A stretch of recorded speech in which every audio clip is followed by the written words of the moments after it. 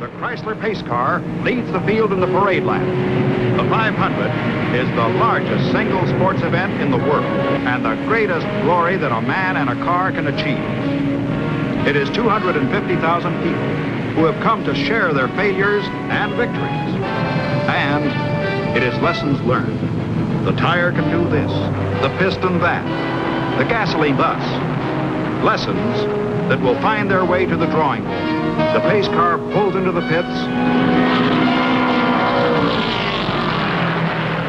And they're off.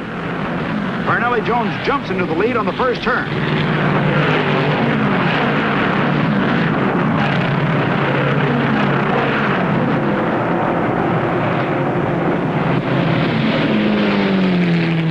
Jim Hurtubise catches him on the backstretch.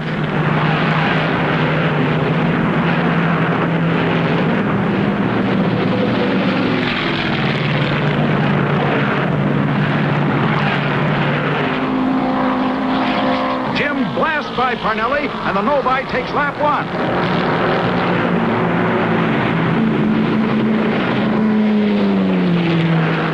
Marshman is third, Branson fourth, Art Malone fifth.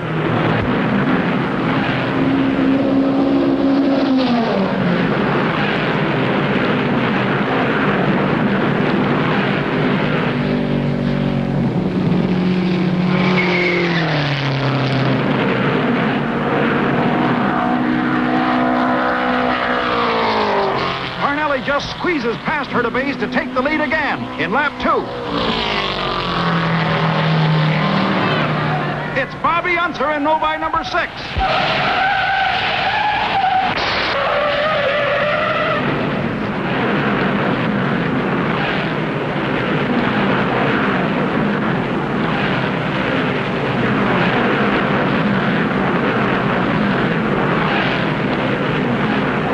Malone in no-by number 75 is in the pits with transmission trouble.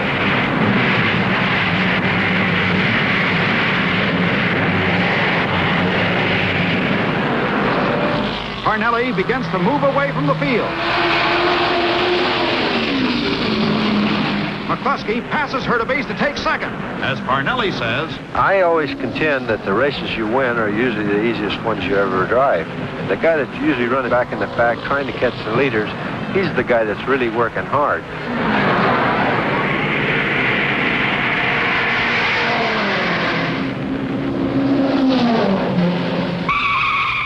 Uh-oh, trouble on the second turn. Bud Tingelstad hits the wall. The caution flag. Alan Crow loses it on the first turn, on the yellow. Hurtubise is first of the leaders to pit. Look out in the pits. Marshman and McElreath try a little ballet coming into the pits. No damage. Parnelli Jones has built up a 24-second lead. The Lotus Fords are making their move, running 5th and 6th. Lap 64, and Parnelli is pitting sooner than expected. His fuel was running out, and this early stop commits him to a 3-pit stop race. If the Lotus cars can hold to their planned single stop and have the endurance to stay with the pace for 500 miles, Parnelli will have to get a full lap ahead to keep the lead.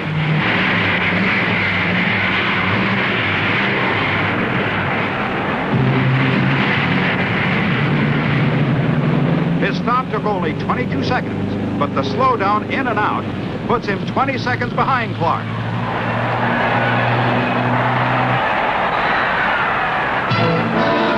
By lap 71, all the front runners pit except the Lotus cars with Clark and Gurney.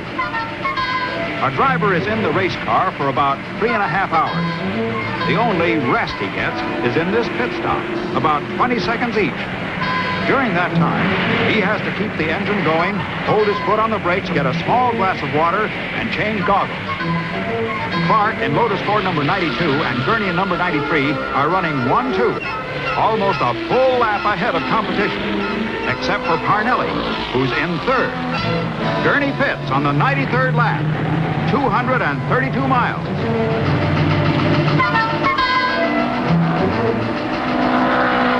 Parnelli is now in second, only 14 seconds behind Clark. And closing the gap.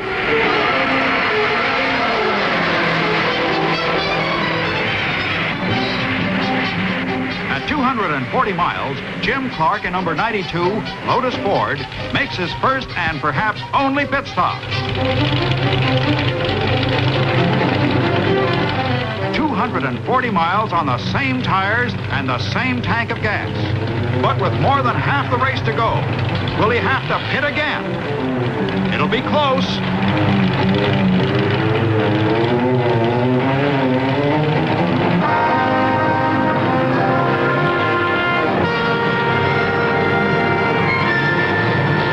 Time on this pit stop, 33 seconds.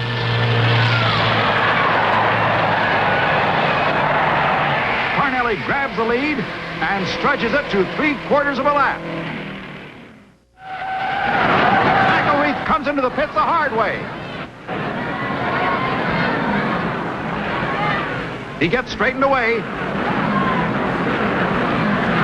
Number 56 Novi is out of the race because of an oil leak and is pushed back to the garage. There will be another year.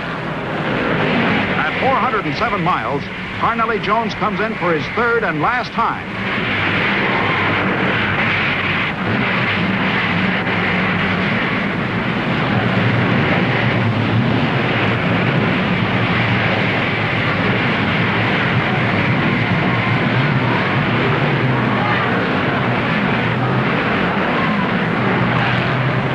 His Willard battery crew does a magnificent job and gets him out in 19 seconds before Clark comes down the straightaway.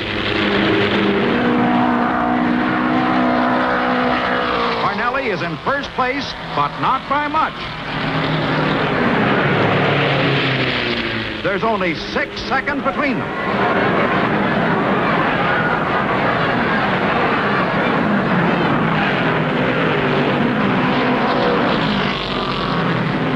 Clark cuts the lead to 4 seconds. Parnelli Jones responds to the pressure and picks up the pace to 150 miles an hour. He increases his lead by more than a second a lap.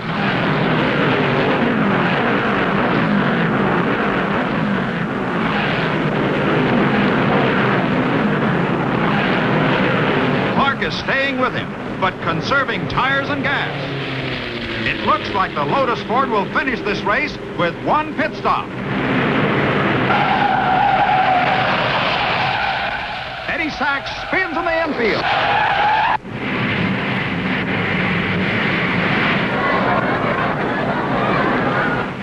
With an assist from a safety truck, he pulls back into the race.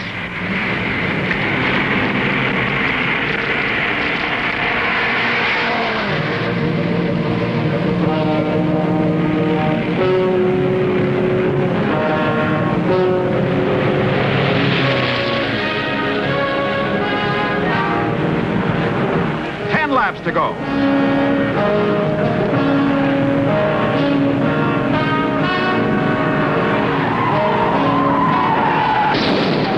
Eddie Sachs slams into the wall on the third turn.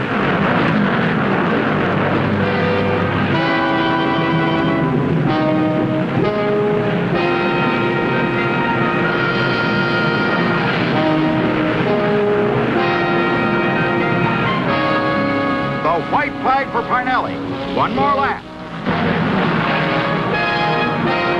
With victory in their grasp, the Willard crew is ecstatic. Parnelli squeezes by number 14 as McCluskey spins on the very last lap.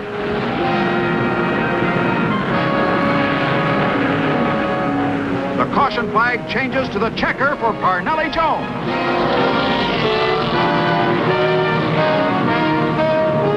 The checkered flag for Jim Clark, only 34 seconds behind after 500 miles. Parnelli Jones wheels a Willard battery special into victory circle to the cheers of the applauding fans.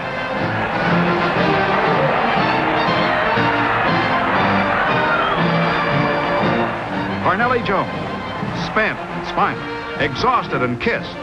The man who did it, faster than anyone else. Joining the ranks of the greats of the 500 And Jim Clark, in a new car with new ideas. He did it too, with courage and endurance. And those who ran 6th, or 23rd, or 28th, or 4th, they did it too. Those who have been a part of the Indianapolis 500 begin even now to think, plan, talk, dream, and look ahead to next year.